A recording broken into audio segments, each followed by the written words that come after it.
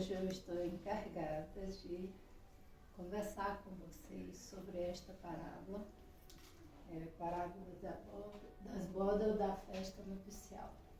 Tá? Ela faz parte desse livro, que é o lançamento que o Jorge já falou. São várias parábolas que a gente conhece muito pouco. Né? Não conhece, a gente ouve algumas, sobre algumas, mas ela fez uma coleção que eu acho que são 32 ou 33 parábolas. 35 parábolas. E estão bem, os comentários bem fáceis de entender. Eu acho muito gostoso a forma como a Cleonice coloca isso de uma forma leve para a gente entender. Então, eu hoje estou tratando disso, pedindo a espiritualidade maior da casa que me ajude a passar esse recado, que é uma responsabilidade grande, falar sobre as parábolas de Jesus. Entendendo, portanto, que parábola é uma forma ilustrativa de tratar um assunto bem complexo, bem profundo, com um exemplo do dia a dia. Então, o que Jesus falava para tornar o entendimento do reino de Deus para todos? Ele falava através de parábolas.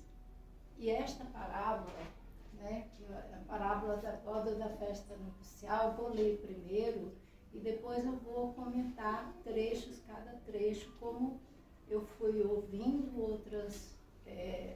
outras pessoas comentando, o que eu entendi também do que a Cleo comentou aqui, e como eu me senti também lendo isso, como eu entendi, qual é a minha interpretação a partir de tudo que eu li, de tudo que eu ouvi. Ouvi outros pregadores, né, pessoas com mais experiência, tratando do tema com muita profundidade. Isso vocês encontram no YouTube, muitas palestras sobre as parábolas.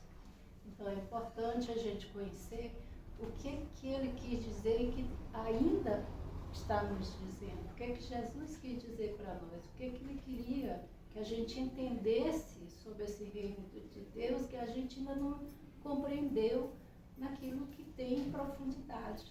A gente não só não compreendeu, como nem o que ele exemplificou de fazer.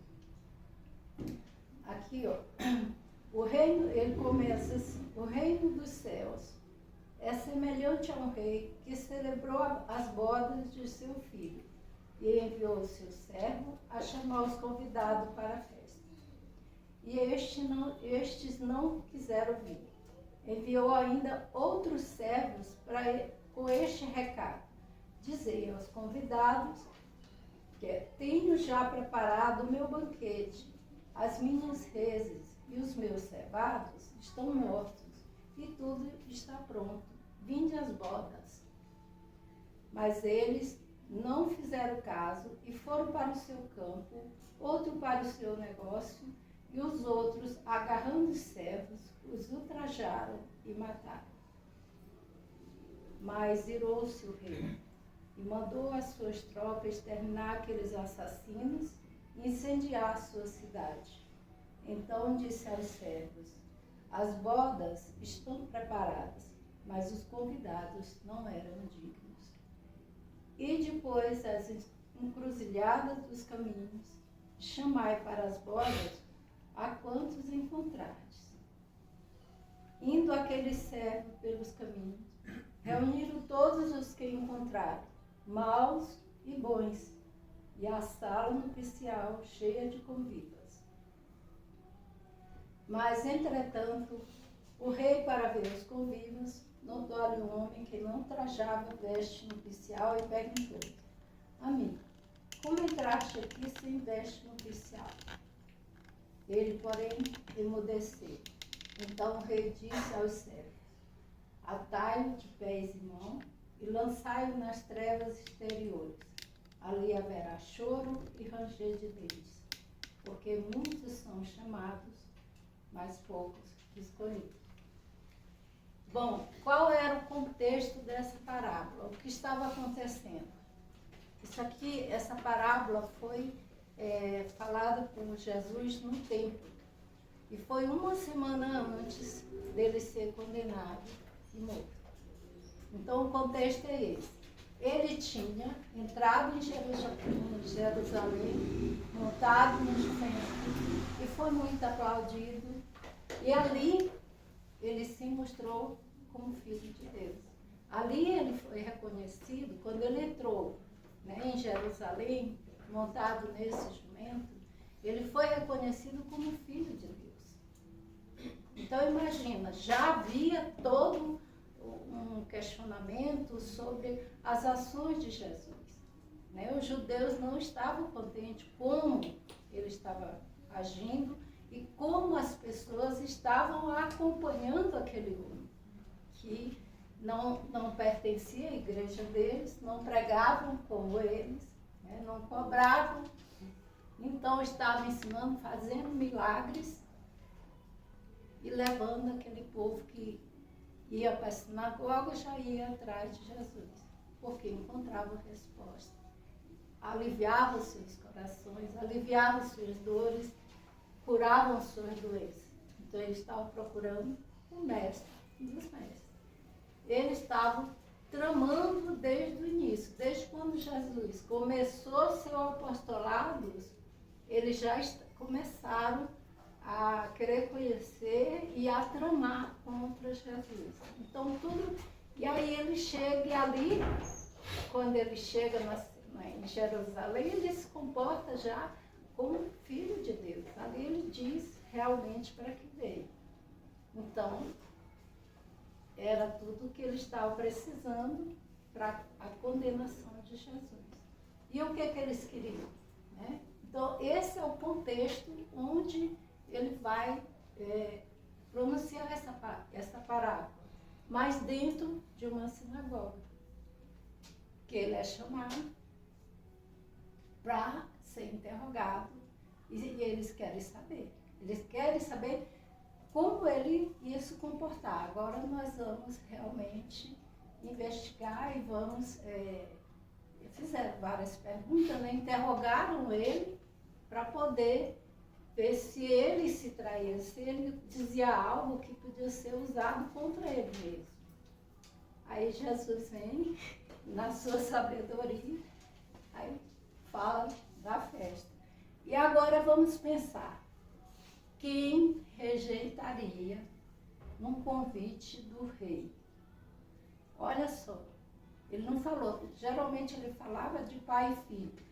Aqui também ele vai falar de pai e filho, mas ele vai falar de um rei, e a boda dos filhos do rei. Quem naquela época rejeitaria um convite de um rei? Né? Pensa assim, não em um convite que chegasse. E quem seriam os convidados desse rei? Né? Geralmente era só a nobreza. Quem são os convidados? São os nobres, né? Para uma festa aí. Então, quem rejeitaria dentre esses, né, um convite de um rei? Então, ele fez o convite, que ele chega falando e diz que foi feito o convite para as bodas do filho. Então, aqui, Jesus está falando do pai, que é o rei, dele, Jesus, como filho. Ele não fala da noiva, são as bodas, mas é outro tipo de bodas, não é aquela de casamento, não é como a gente entende, mas é uma boda tão compromissada quanto aquela, ou muito mais séria, porque numa festa de casamento há todo o movimento para que essa festa ocorra, né? Então ele vai e diz, a casa está pronta, a comida está pronta. Manda o primeiro convite e eles não aparecem. Então, quem eram os eleitos de Deus? Né? Que era o povo considerado eleito de Deus. Os judeus que falavam de um único Deus. Né? Eles que falavam sobre isso, pregavam a palavra de Deus. Né? Se colocavam acima do povão. Eles com cumpriu a palavra de Deus, eles que tinham conhecimento das palavras de Deus. Então, ele faz 2 convites, não é só um. Ele fala desses 2 convites. O primeiro convite, eles rejeitam, mas no segundo ele fala, mataram, torturaram e mataram os servos, que foi levar o segundo convite. Então, quem são esses servos? Os profetas que vieram pregar a palavra de Deus, que vieram antes de Jesus. Quantos foram mortos? Quantos foram torturados? Então, trata-se exatamente desses servos que trouxeram essa palavra, trouxeram a boa nova do Pai, avisavam sobre os desejos de Deus, como ele queria que os filhos dele agissem. Então, foi 2 convites rejeitados. E eles esperavam realmente que viesse, né? Que Deus mandasse um socorro para eles. E quando chegou esse socorro, eles não compreenderam esse socorro. Eles não identificaram, e não só não identificaram, não aceitaram, eles rejeitaram de uma forma violenta. Então aqui, bom, não tem convidado, a festa está pronta, está tudo pronto, comida pronta. Chama os servos e manda chamar quem encontrasse. Já não é mais só para os eleitos, então é para todos nós, não só naquele tempo. Esse convite está posto, ficou posto por ele. Então, e por quê? Porque Jesus já vinha exemplificando que o reino de Deus é para todos. E que as condições, qual eram as condições para você? Quais eram as condições? Né?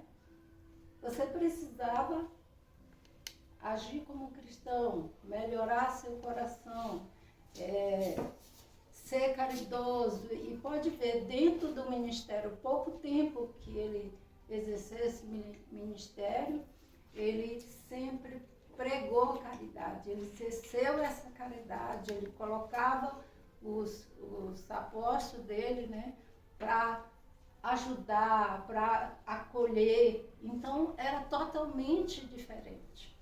Porque aqueles, imagino, se eles tinham tempo para ir na sinagoga e tinham que pagar, comprar um animal, tudo, e quem não tinha esse dinheiro era um problema.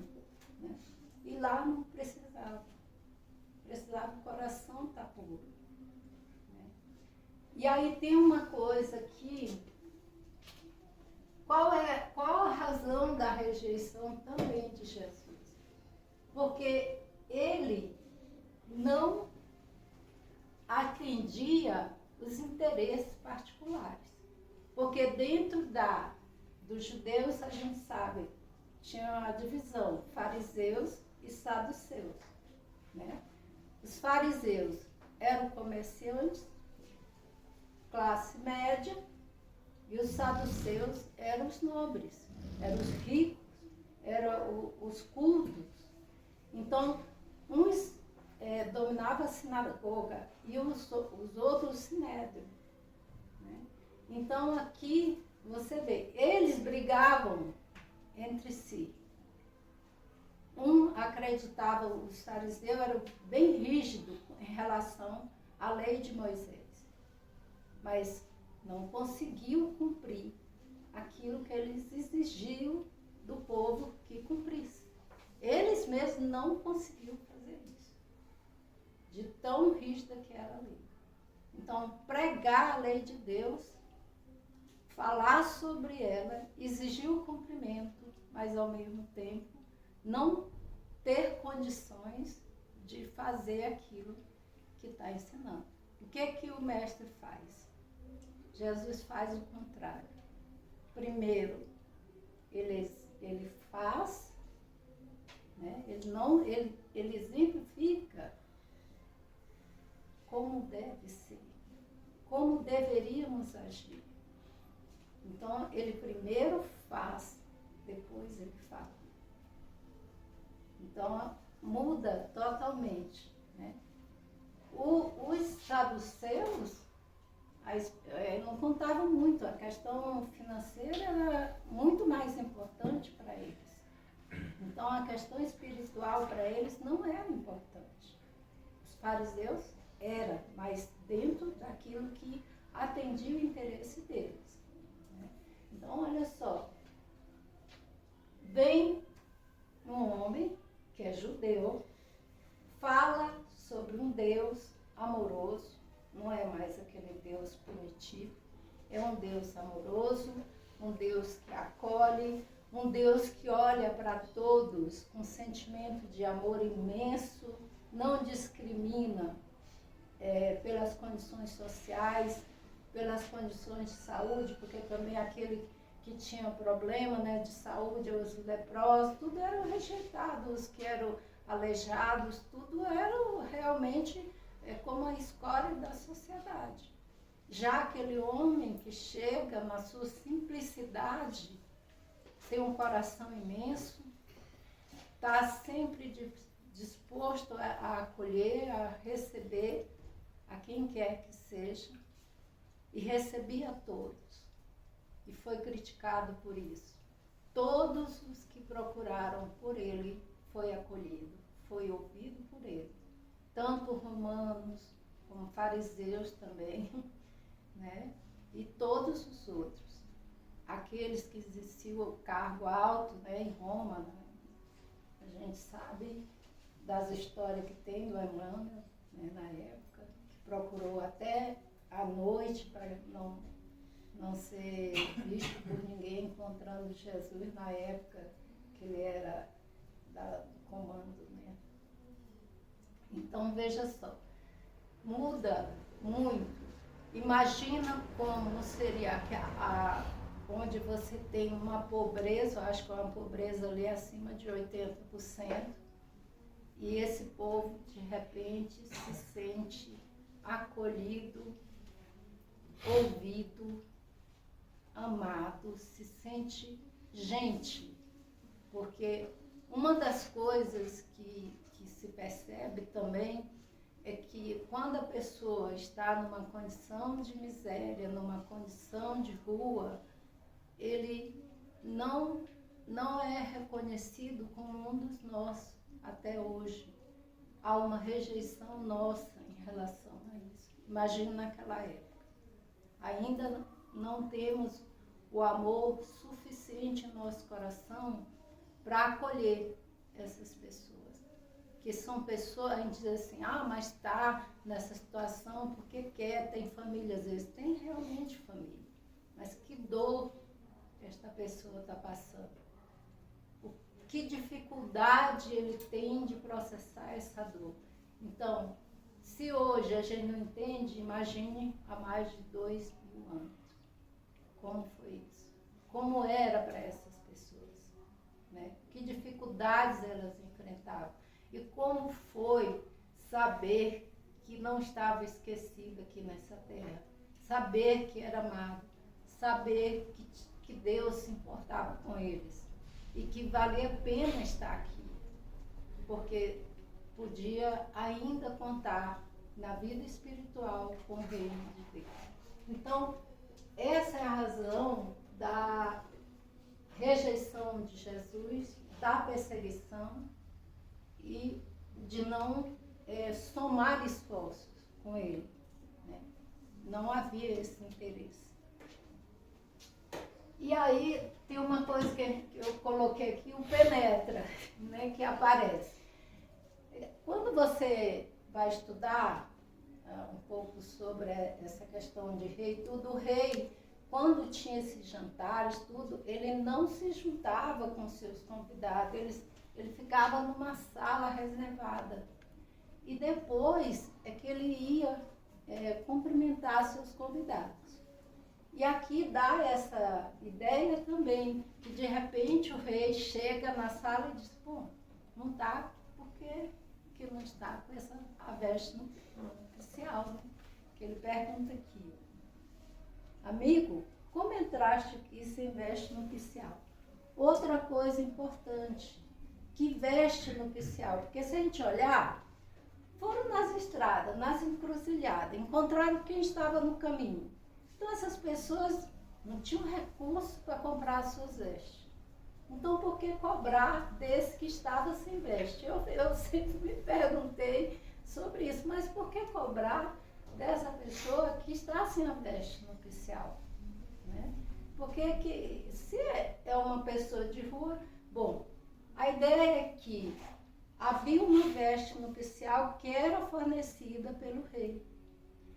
Mas não era obrigada a usar. Claro que para participar você tinha que usar.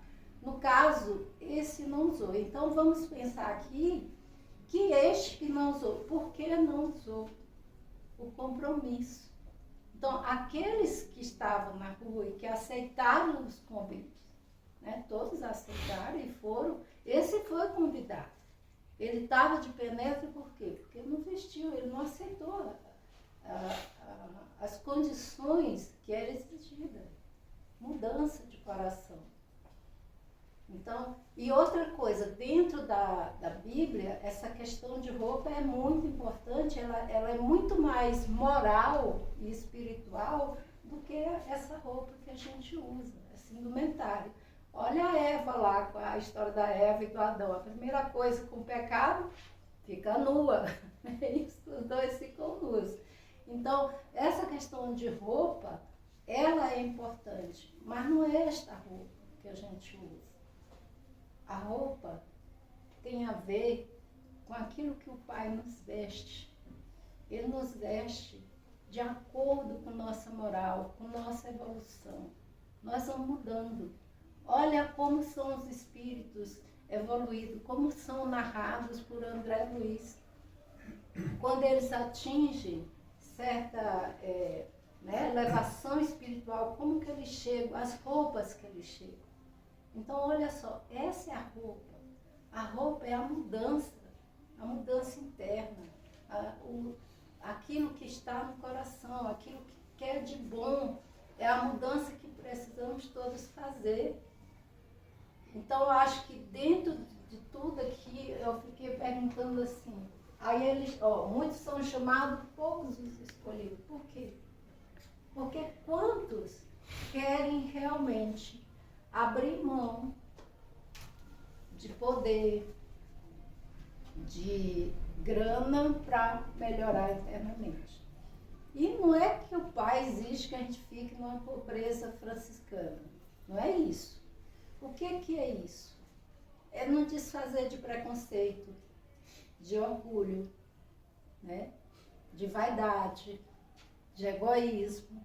Então, é essa veste que nós vamos usar quando evoluirmos. Vamos ter vestes brilhantes, porque eu vejo os espíritos de luz, o André Luiz narrando vestes brilhantes e tudo. Então, essa é a veste que o Penetra não quis mudar. Aí eu ainda pensei mais aqui, eu digo assim, isso aqui estava como, na realidade, como espião dos judeus. Vou ver o que está acontecendo lá para poder contar, né? Então, essa a história, mas o que me chamou a atenção é como nós estamos fazendo para aceitar, ou o que nós estamos fazendo para aceitar esse convite de Deus, de Jesus, para entrar no reino de Deus. Porque não basta eu saber Bíblia e falar aqui sobre Jesus, se eu não faço disso também um exemplo nas minhas atitudes, nas minhas ações, naquilo que eu sou lá fora, não só aqui, na minha casa, com minha família, com meus filhos, com os amigos ou com os inimigos. Como que eu sou? Como eu estou fazendo para lidar com essa parte minha que machuca e que eu machuco o outro? Para que eu possa realmente participar desse banquete. Então aqui o convite de Jesus está feito ainda para nós. E nós é que vamos definir em quanto tempo ainda vamos levar aqui sofrendo para poder aceitar esse convite maravilhoso que é feito para todo mundo. E vamos ver se a gente entra nos escolhidos e não só nos convidados, porque convidados nós já fomos. Falta apenas ser escolhido a partir de nossas ações. Esse é o convite de hoje. Gratidão a todos.